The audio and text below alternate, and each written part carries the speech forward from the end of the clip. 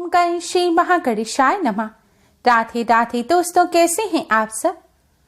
दोस्तों, श्राद्ध पक्ष भाद्रपद पूर्णिमा से शुरू हो गए हैं, जो अश्विन अमावस्या पर समाप्त होंगे। इस बार श्राद्ध पक्ष यानी कि पितृपक्ष 10 सितंबर से शुरू हो चुके हैं, जिनका समापन 25 सितंबर को होगा। पितृपक्ष पितरों को समर्पित होते हैं। पितृपक्ष के दौरान लोग अपने पितरों को याद करके उनका पूजन करते हैं, उनके लिए श्राद्ध कर्म करते हैं। हिंदू धर्म में श्राद्ध का विशेष महत्व होता है। श्राद्ध का अर्थ है श्रद्धा पूर्वक किया हुआ वह संस्कार जिससे पितरों को संतुष्टि प्राप्त होती है।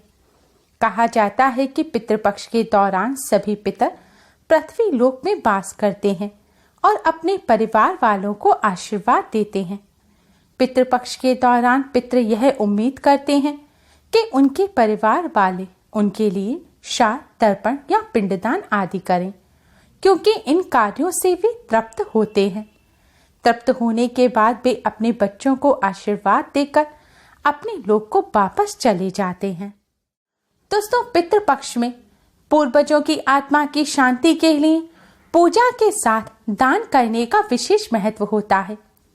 पितृपक्ष में दान पुण्य करने से पूर्वज प्रसन्न होते हैं और आर्थिक समृद्धि भी बनी रहती है। इस अवधि में किए गए दान से पितरों की कृपा तो प्राप्त होती ही है, साथ ही पितृदोष भी समाप्त हो जाता है। धार्मिक मान्यता के अनुसार पितृ अपने परिजनों को सब कुछ दे सकते हैं, लेकिन वह खुद कुछ ग्रहण नहीं कर सकते। पितरों को वही प्राप्त होता है जो उनके परिजन उनके लिए देते हैं। पितरों को सर्दी गर्मी भी लगती है, भूख प्यास भी लगती है।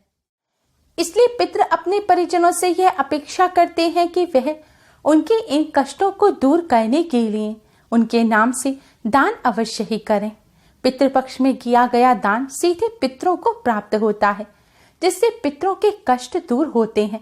पितृ तृप्त हो, प्रसन्न हो, अपना आशीर्वाद देते हैं और खुशी खुशी वापस यमलोक को चले जाते हैं। इसलिए दोस्तों, पितृपक्ष में दान अवश्य करें। पितरों को सर्दी गर्मी से बचाने के लिए पितृपक्ष में वस्त्र का दान करना बहुत ही शुभ माना जाता है। लेकिन वस्त्र दान करते समय भी दोस्तों हम कुछ गलतियां कर बैठते हैं, जिससे पितृ प्रसन्न होने की बजाय नाराज हो जाते हैं। जैसे कि आपके पितृ जब मृत्यु को प्राप्त हुए थे, उस समय वह जैसे वस्त्र पहनते थे, आपको वैसे ही वस्त्र दान करने चाहिए। कुछ लोगों के पितृ जैसे कि उनके पिताजी शर्ट और पैंट पहनते थे, लेकिन वह पंडित जी के हिसाब से धोती कुर्ता का दान करते हैं। ऐसी गलती ना करें। यह दान आप अपने पितरों के लिए कर रहे हैं। ब्राह्मण को पितरों का स्वरूप मानकर दान किया जाता है, लेकिन दान वही चीज करनी चाहिए जो आपके पितृ इस्तेमाल करते थे। अगर आपके पितृ धोती कुर्ता पहनते थे, तभी आप धोती कुर्ता का दान करें, नहीं तो आप जैसे वस्त्र वह पहनते थे, जैसे कि पैंट शर्ट अगर वह पहनते थे, तो पैंट शर्ट का ही दान करें। बड़े बुजुर्ग मृत परिजनों को ही पितृ नहीं कहा जाता। अगर कोई छोटा बच्चा भी जिसका देहांत हो चुका है, वह भी आपका पितृ ही होगा। ऐसे में जब आप उस बच्चे का श्राद्ध करें, तो बच्चा जिस आयु में था, अगर वह 5 वर्ष की आयु का बच्चा था, तो आपको 5 वर्ष की आयु के बच्चे के ही वस्त्रों का दान करना है। क्योंकि हमारे पितृ जब यमलोक से धरती लोक पर आते हैं, तब उनकी वही अवस्था होती है जब उनके देहांत के समय हुई थी। इसलिए आपको उस अवस्था के हिसाब से ही कपड़ों का दान करना है। दान करते समय इस बात का भी ध्यान रखें कि जिस तरह के कपड़े वह पहनते हैं, आपको अपनी सामर्थ्यानुसार वैसे ही कपड़ों का दान करना है। जैसे कि आपकी सामर्थ्य है कि आप अपने पितरों को महंगे कपड़े वो पहनते थे और आप उनका दान कर सकते हैं, लेकिन आप दान के लिए सस्ते कपड़े लाकर दान करते हैं, तो इससे आपके पितर आपसे नाराज हो जाएंगे। इन कपड़ों को ब्राह्मण को देने का मतलब है कि यह वस्त्र आपके पितर इस्तेमाल करेंगे, इससे उनकी सर्दी गर्मी दूर होगी। इसलिए जैसे कपड़े वह पसंद करते थे, अपनी सामर्थ्यानुसार आपको वैसे ही कपड़ों का दान करना चाहिए।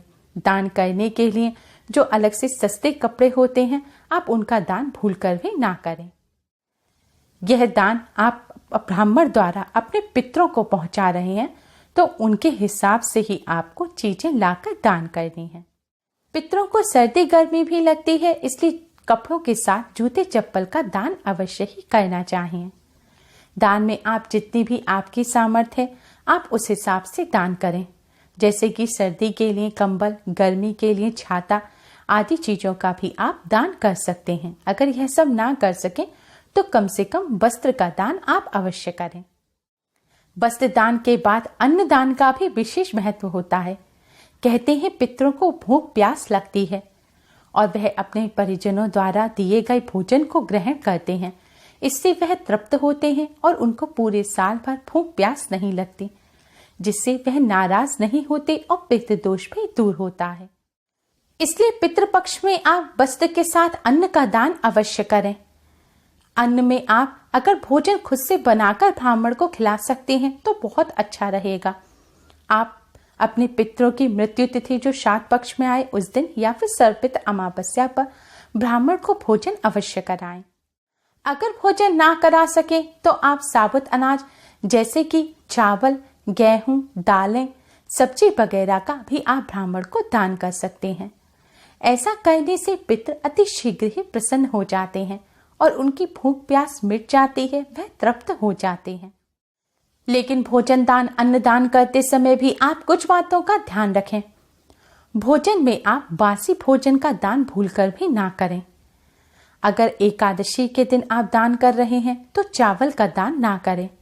ब्राह्मण को भोजन करा रहे हैं तो भोजन में आप बैंगन ना बनाएं, प्याज लहसुन ना बनाएं, चावल ना बनाएं, नींबू ना डालें, किसी भी प्रकार की दालें ना बनाएं। दाल की कचौड़ी, पराठे बना सकते हैं, आप चावल की खीर बना सकते हैं, लेकिन उबले चावल, सादा दाल ना बनाएं।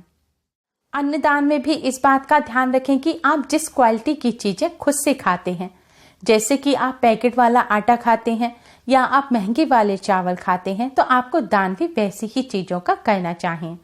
कभी भी सस्ती चीजों का दान ना करें।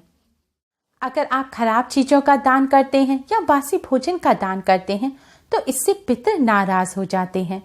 इसलिए वही चीजों का दान करें जिसका आप खुद इस्तेमाल करते हैं।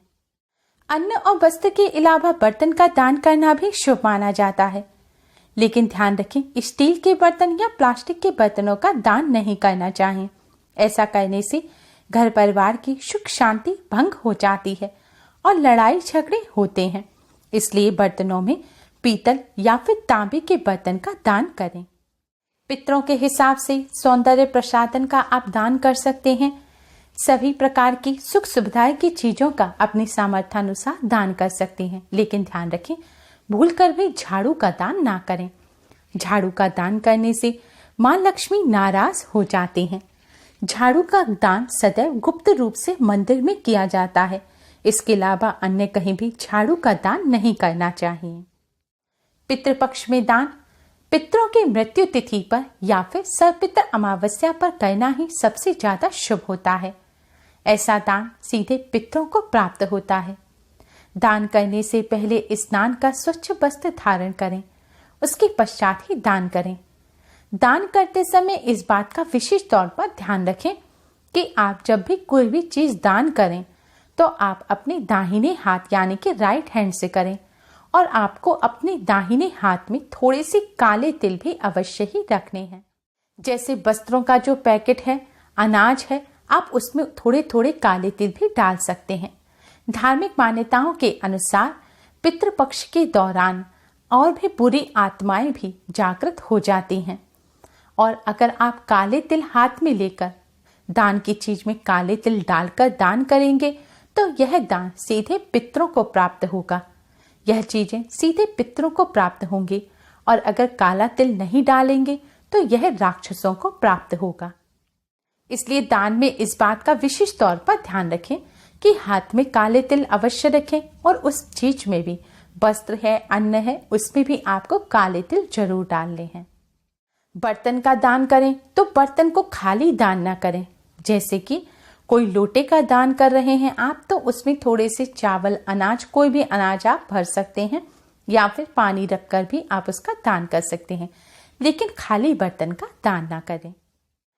घर में कोई नई चीज पहले से रखी है, आप उसको भी दान में दे सकते हैं, लेकिन याद रखें वह चीज आपने पहले इस्तेमाल ना की हो। पितृपक्ष में काले तिल का दान करना सबसे ज्यादा शुभ होता है। काले तिल का दान करने से संकट और बाधाओं से मुक्ति मिलती है। ग्रह नक्षत्र भी अच्छे होते हैं, ग्रह बाधाएं दूर होती हैं और पितर भी प्रसन्न हो अपना आशीर्वाद देते हैं।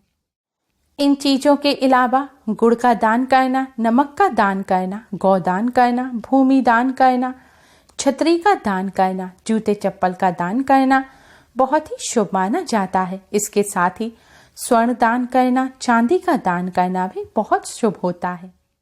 दोस्तों, पितृपक्ष में पितरों की कृपा प्राप्त करने के लिए, पितृदोष से मुक्ति पाने के लिए दान करते समय आप इन सभी बातों का विशेष तौर पर ध्यान रखें। उम्मीद है आपको हमारी ये वीडियो पसंद आई होगी। प्लीज लाइक कर अपने फ्रेंड्स के साथ शेयर जरूर करें और यूजफुल वीडियोस के लिए चैनल को सब्सक्राइब कर बेल आइकन को भी जरूर दबाएं। Thanks for watching. Radhe Radhe.